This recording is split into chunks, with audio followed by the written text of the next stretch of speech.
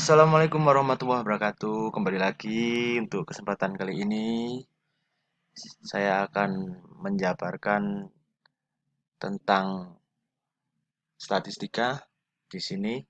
Sebelumnya saya perkenalkan terlebih dahulu.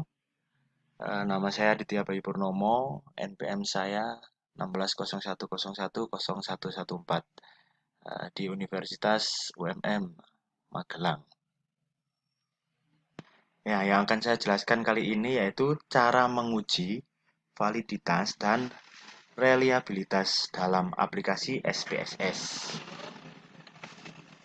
Validitas merupakan ketepatan atau kecermatan suatu instrumen dalam pengukuran. Dalam pengujian instrumen pengumpulan data, validitas dibedakan menjadi validitas faktor dan validitas item. Di sini validitas faktor itu diukur bila item yang disusun menggunakan lebih dari satu faktor atau antara faktor satu dengan yang lain ada kesamaan. Yang selanjutnya, validitas faktor ini dengan cara mengkorelasikan antara skor faktor dengan jumlah skor faktor dengan skor total faktor, total keseluruhan faktor. Pengukuran validitas item dengan cara mengkorelasikan antara skor item dengan skor total item. Dan yang selanjutnya ini adalah uji reliabilitas, yaitu uji ini digunakan untuk mengetahui konsistensi alat ukur. Apakah alat pengukur yang digunakan dapat diandalkan dan tetap konsisten jika digunakan secara berulang-ulang. Oke, selanjutnya kita langsung praktek ke contoh soal saja ya, biar lebih jelas nantinya. Yang pertama, langkah awal, kita buka aplikasi SPSS. Untuk berikutnya, kita import data. Di sini kita tidak perlu manual karena kita menggunakan Excel. Yang langkah pertama kita klik file, selanjutnya kita klik open, terus kita klik lagi data dan fill of type.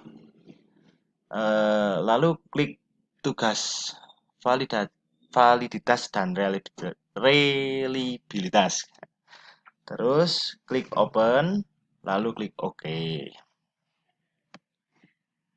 Nah, teman-teman, sekarang bisa dilihatkan data yang kita import tadi.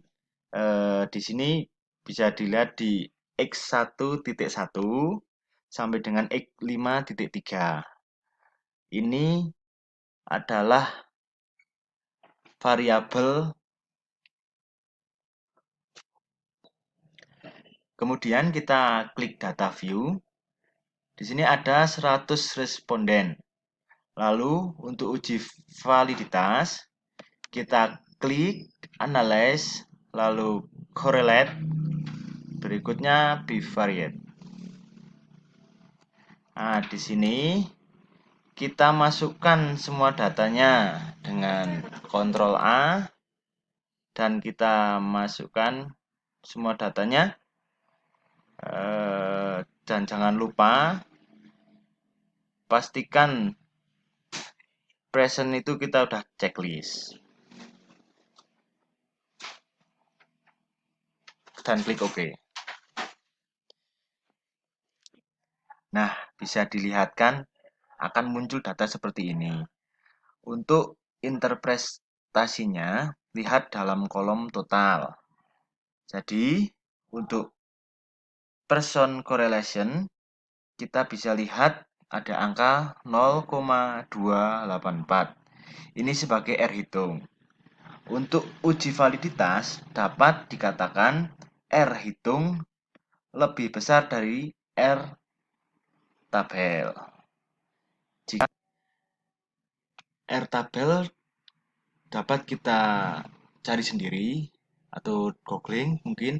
Terus untuk mengetahui nilai dari R tabel tersebut, lanjut dengan degree of freedom N negatif 2 dengan tingkat signifikan 5%. Atau di sini teman-teman bisa lihat 0,05. Lalu selanjutnya kita cari sampel 100 dan kita lihat nilai R-nya adalah 0,194. Kita kembali ke output SPSS. Jadi R hitung 0,284, untuk R tabel 0,194. Dapat kita simpulkan bahwa data tersebut valid karena R hitung lebih besar dari R tabel. Lalu lanjut ke pertanyaan kedua. R hitung 0,039 lebih besar dari 0,194. Dikatakan tidak valid karena R hitung lebih kecil dari R tabel. Untuk memudahkan teman-teman dapat direkap data di Excel atau di Word. Kebetulan di sini saya sudah data dikatakan valid jika R hitung lebih besar dari R tabel. Data dikatakan tidak valid jika R hitung lebih kecil dari R tabel. Selesai, dah lanjut ke uji reliabilitas.